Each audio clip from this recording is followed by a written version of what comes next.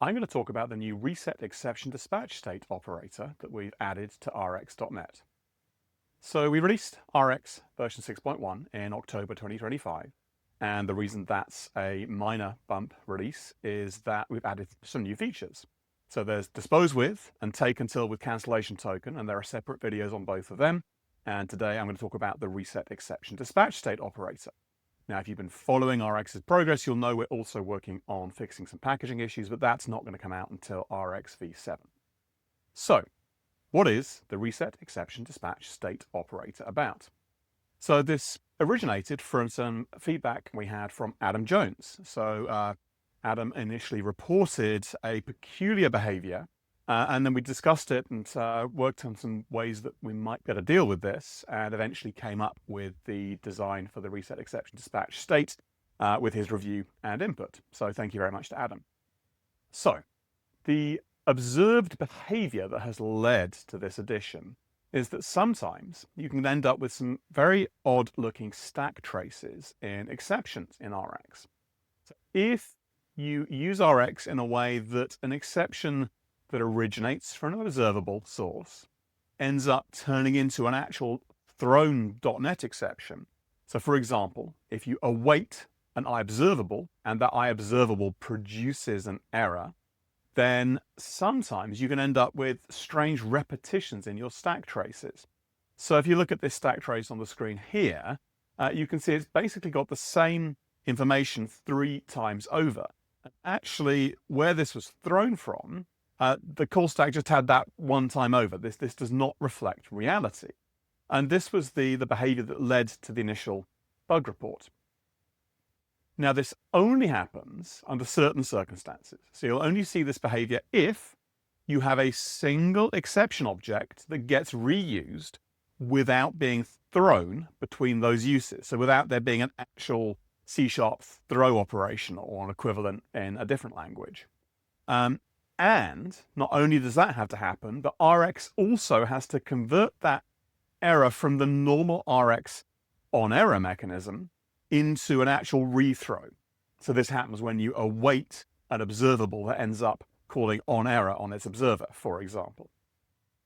And what's actually happening here is that the exception state is not being reset. So what do I mean by exception state? Well, when an exception is thrown, the .NET runtime captures certain contextual information in order to report information about where the error actually came from. So this includes the stack trace, but it also includes certain other information that is known collectively as the crash bucket or the fault bucket. And if, for example, you're using Windows error reporting, this enables errors to be distinguished from one another. So the basic idea behind this exception state is to be able to distinguish between different causes of exceptions, and application developers can sign their applications up to receive information about this if the user consents. And the basic idea here is so that if lots of users of your application are having the same problem, you can find out about that and prioritize fixing that problem over any others. So the idea is that when an exception is thrown, this fault bucket information is captured and attached to the exception. And if that exception eventually gets thrown back out of the application and causes it to crash completely, that crash bucket information can be recorded by Windows. So that's the exception state that I'm talking about, and it includes a stack trace as well. And by design, Rx does not reset that exception state when you give it an exception, because there might be important information there. You might actually want to record that information. So actually the behavior we're seeing is not technically a bug. And actually you can get exactly the same weird multiple copies of the stack trace. It can happen with .NET without using Rx. This is actually a .NET runtime feature that occurs under certain circumstances. And the reason Rx is not resetting this exception state is that we want to flow exception state correctly in certain other circumstances. And fundamentally, there are just some rules you have to follow if you don't want to run into this behavior, but that was never previously obvious to developers using Rx. So we've done a couple of things. We've updated the documentation on the intro to rx.com site to clarify the rules around this to clarify that the original problem that Adam Jones reported to us is actually expected behavior because the code in question was not conforming to the rules. We've now made it clear what the rules are so that people can know they should expect this. But also, even if you did understand the constraints, it wasn't always that easy to do the right thing. And so we've added this ResetExceptionDispatchState operator to make it easy to do the right thing. So let's take a look at it in action. So I'm actually going to start with an example that shows why it is that Rx doesn't just reset this exception state. So I'm using the observable create method to build a new iObservable that actually executes by running some code. So what this does is it's going to try and open a file, and then it's going to read each line from the file in turn, and then deliver that to whoever has subscribed to this observable. So this is like an imperative way of writing an observable source. And then down here, I subscribe to that source, and I attempt to pull out the first non-empty line from the file. So the thing is that the file I'm trying to open doesn't actually exist on my system. So this line here is going to fail. So what do you think will happen when we try to essentially subscribe to this observable source down here? Well, let's run it and find out. So you can see we get this file not found exception. And you can see I've actually got a double stack trace. We've got one of these markers here that says, well, there's a stack trace here, then another stack trace. And this is typical of asynchronous exception handling in .NET. You get the original point at which the exception was thrown. And we can see that's happened on line 5 of my program. And that is indeed the line that tried to open the file in the first place. So that was the original point at which the exception got thrown. But then it got thrown again at a different location because we're using await. So line 13 of my program, if I look at that, that's this one here. Here is where it got re-thrown. So it originally got thrown here. Rx actually caught it. And then when we did the await, Rx re-threw it. And we get the full stack trace information. And as it happens, the crash bucket's also going to identify this line here. All that information is present because Rx didn't reset it. And this is by design. We don't want to throw away this information. So this example shows exactly why we're not discarding that information by default. But now I'm going to show you a program where that causes a problem. Let me switch the debugger over to that one. So here, I'm using the throw method to build an observable source that will instantly just report this exception to anyone who subscribes to it. So inside the subscribe, it's just going to call your observers on error straight back, passing in this exception. But then I've written this loop here that awaits that observable each time around the loop and then prints out the exception. Let's run this and see what happens. So the first time round the loop, it catches the exception and reports the stack trace. And we can see it's come from inside some of Reactive's implementation, but we can see it's being reported as originating at line 12 of my code. Let's take a look at that. Line 12 is this one here. It is the await. So far, so good. But now I'm going to let this run again. I just need to clear that selection. Okay, so now we've hit the exception handler again, but this time we've got 2 copies of the stack. And that does not accurately reflect what happened. The stack's not getting any deeper here. This is just a reporting error. The exception stack trace has grown. And if I go around again, this time it's going to be 3 high. And if I let this run all the way to the end, 10 times around the loop, then at the very last time we've got 1, 2, 3, 4, 5, 6, 7, 8, 9, 10 copies of the stack trace. So this is the problem that was originally reported to us. But as I said, it's not technically a bug. For one thing, this is nothing to do with Rx. We could actually take Rx completely out of the equation and just construct the exception directly.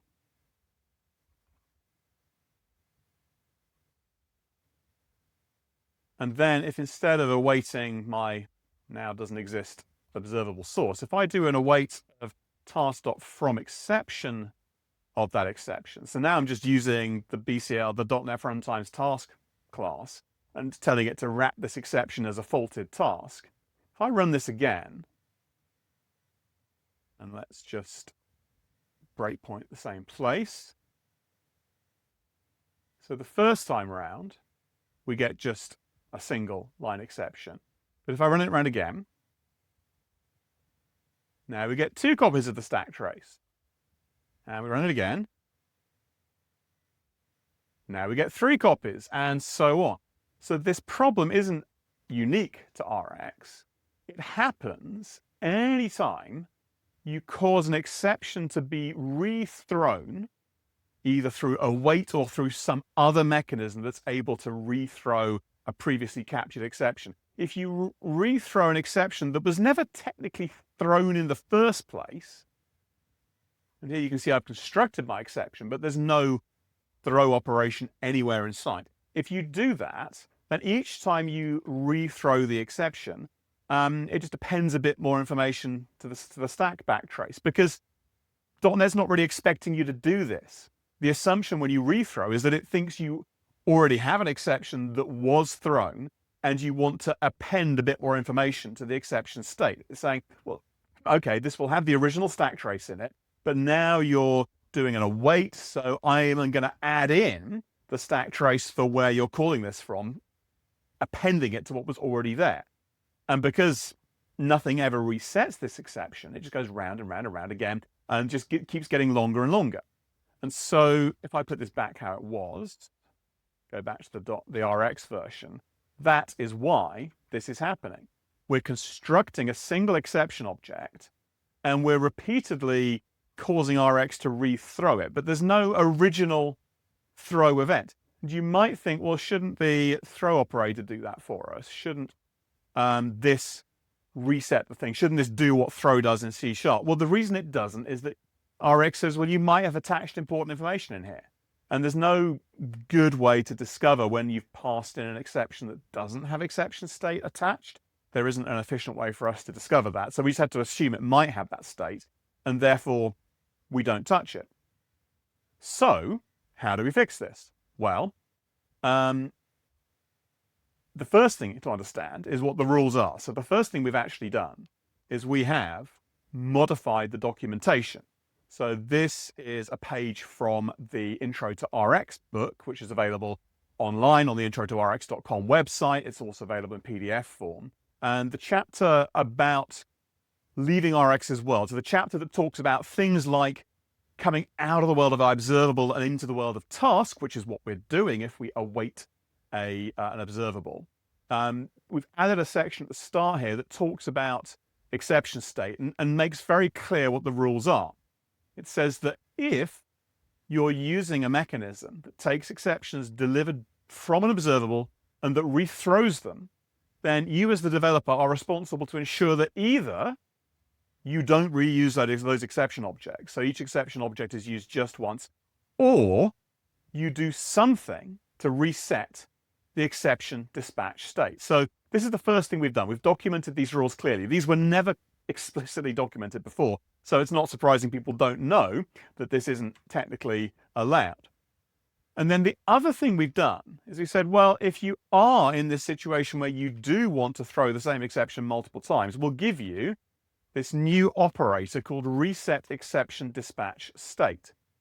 So this operator passes all of the events that it receives straight through. So it doesn't change anything except for one thing. If the upstream source, so the throw in this case, if the upstream observable happens to produce an exception, if it calls on error, then before this passes that on, it actually resets the exception dispatch state. It does something equivalent to throwing the exception in order to reset the stack trace and all the other exception states. So if we run this version, so the first time around, we see the stack trace pointing at line 13 of main. And also you get this inner one saying, okay, there's actually the exception state was reset inside the reset exception dispatch state. That's a side effect of us resetting the state inside that operator. So you'll always see this. But if we run it again, if I go this around the loop a second time, rethrowing the same exception,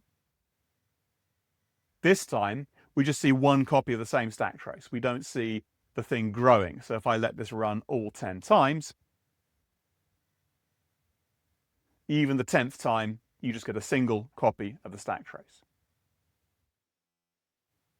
So to sum up, the basic problem here is that when you re-throw an exception in .NET without actually doing a real throw, you end up with these slightly strange results. The exception state accumulates, and that can cause odd-looking stack traces.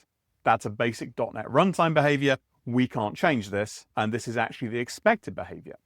So what we've done is we've changed the documentation to make it clear that this is the situation, so people now have some way of knowing that they weren't supposed to do that in the first place.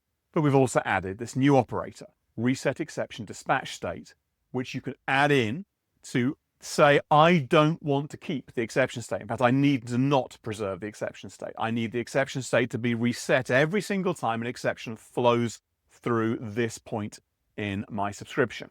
And if you put that in, it will reset the exception each time the source produces it, avoiding the problem. And if you go to intro-to-rx.com, you can see much more detail about exactly how this works. My name is Ian Griffiths. Thanks very much for listening.